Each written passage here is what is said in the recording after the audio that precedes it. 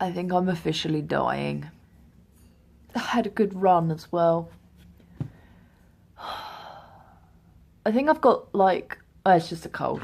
I'm just being over dramatic.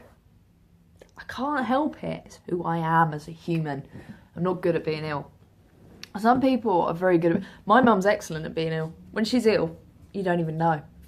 You don't even know. She just cracks on. I think it's a mum thing. And I thought, well, as soon as I have a kid, I can be ill and not be like, obviously ill. No. Dying. Absolutely dying. Oh, I don't understand what to do. Ah!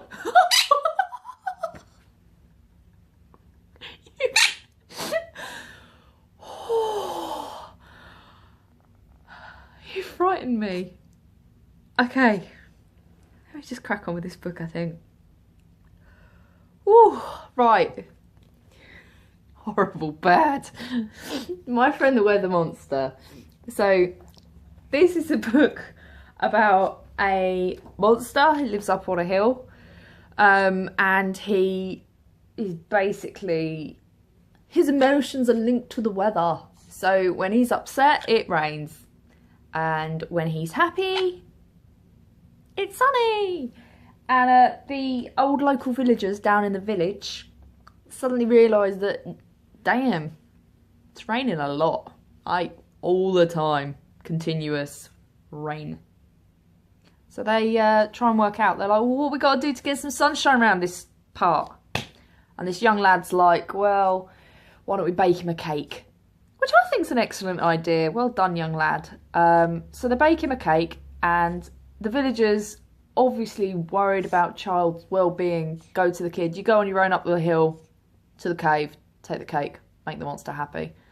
Which he goes, oh, okay, because peer pressure. These villagers don't sound like very nice human beings, to be honest, in this book. But anyway, so he trundles up the hill, goes over to the monster's thing, and he's like, rings the bell.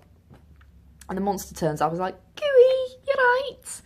And he's just happy to see someone, because quite frankly, he was lonely. That's why he's so upset. That's why he keeps crying, causing the rain, because he's lonely. Because, you know, these people, they just carry on doing their stuff. I don't know, he's got legs. I don't know why he didn't go down.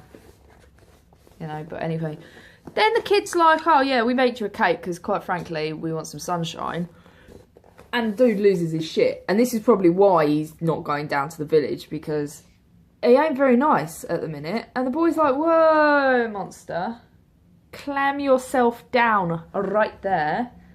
You know, we're not just making you a cake because we want you to do sunshine, which clearly is what happens, but they said no. So he's like, well, I'm lonely. And the lad's like, well, come down to the village with us, you know? Come hang out down the village. And he does. And all the villagers are like, oh, it's a monster! Ah! And they're all terrified. But once they get to know him, he's actually all right. And that's the point, I think, of the story. The story is a good one because the point of it is, just because someone is different doesn't mean you need to be scared of them. Or because they're different, you know, doesn't mean that they should be excluded from whatever it is everybody else is doing. No.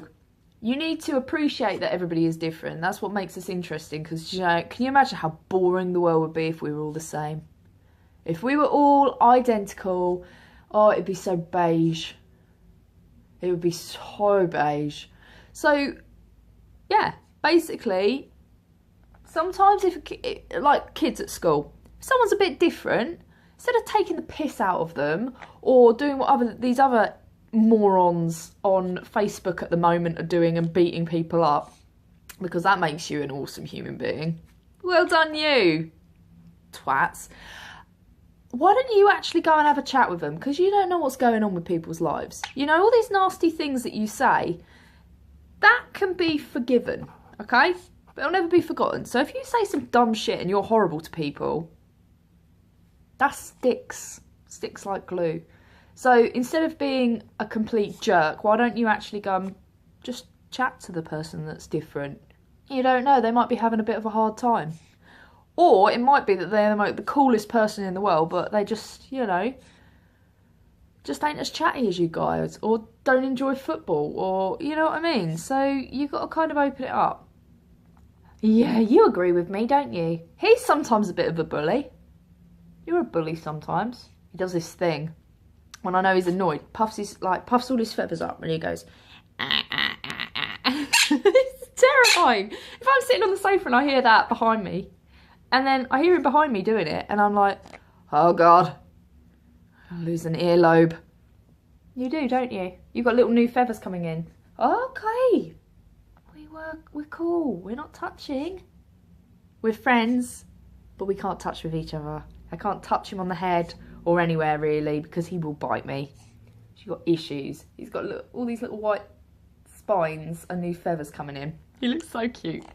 You're such a good boy, except when you're mauling me and everybody else.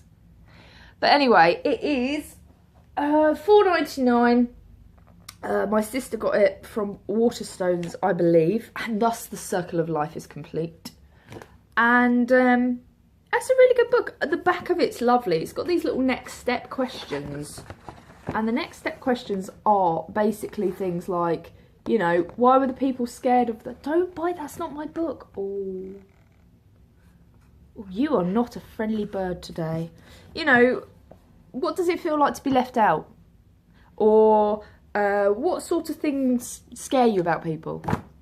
And it'll just get your kid thinking, because you know what? There are too many douchebags. Those little dumbass teenagers that are beating people up because they think they look awesome. You don't. You look like a twat. Just throwing it out there. So, oh, what's that? Okay.